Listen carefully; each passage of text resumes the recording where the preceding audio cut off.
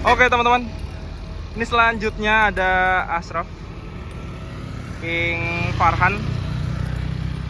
Cuman nih karena pas lagi azan teman-teman, ini kayaknya bakalan silent ya. Nah, bener kan?